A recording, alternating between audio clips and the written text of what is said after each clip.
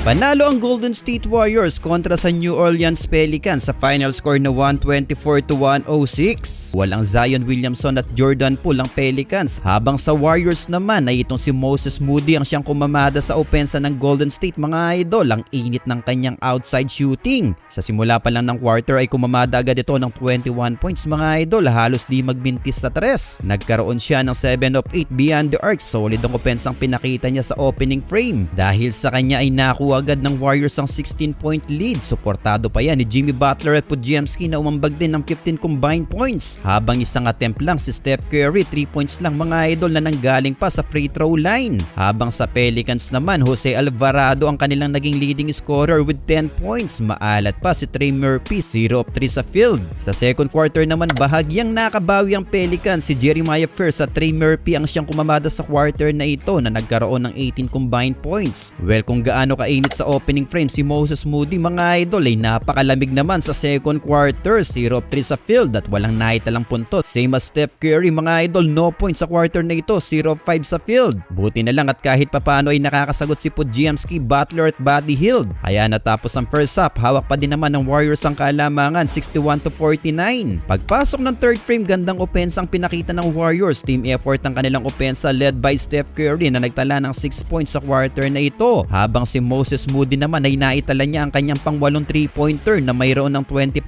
points. Sa 8-minute mark nang makuha pa ng Warriors ang kanilang biggest lead, 53-73. Pero bago matapos ang third frame ay naibaba ito ng Pelicans led by Trey Murphy and Saddiq Bey. Kaya natapos ang third frame, baba sa 14-point lead ang hawak ng Warriors, 85-71. Fourth and last quarter, pinangunahan muli ni Moses Moody ang opensa ng Warriors gaya ng inaasahan mga idol. Magandang ball movement ang ginawa ng Warriors sa last quarter, kaya halos lahat ay nakakaambag sa opensan. Nakakabawi naman ang Pelicans pero kuha ang momentum ng Golden State. 9-minute mark nang makagawa pa ng minira ng Warriors at naibalik nila ang lead sa 20 points. Kaya maaga nilang pinagpahinga ang kanilang mga starter at mga bench player na lang ang nagtuloy. Well, sa huli mga idol, panalo ang Warriors sa final score na 106-124. Nagtala ng kanyang career high si Moses Moody with 32 points, 4 rebounds with 8 3-pointers. Well, sa 7 3-pointers ni Moses Moody in a single quarter, siya ang pumapangatlo na nakagawa nito sa Warriors, kasama na ni Steph Curry at Klay Thompson sa franchise history. Ang most high 3-pointers in a single quarter ay naitala ni Klay Thompson noong 2015 versus Sacramento Kings na makapagtala siya ng 9 3-pointers made mga idol. Well, 18 points din para kay Jimmy Butler sa larong ito, 19 points for Brandon Podziemski. After naman ng kanyang mga high scoring stats ay napakalamig naman ngayon ni Steph Curry, 9 points lang mga idol, 2 of 11 sa field, 1 of 6 sa 3-point line. Habang sa Pelicans, 20 points and 8 rebounds para kay Trey Murphy, 18 points naman kay Jose Alvarado at 17 points for Jeremiah First.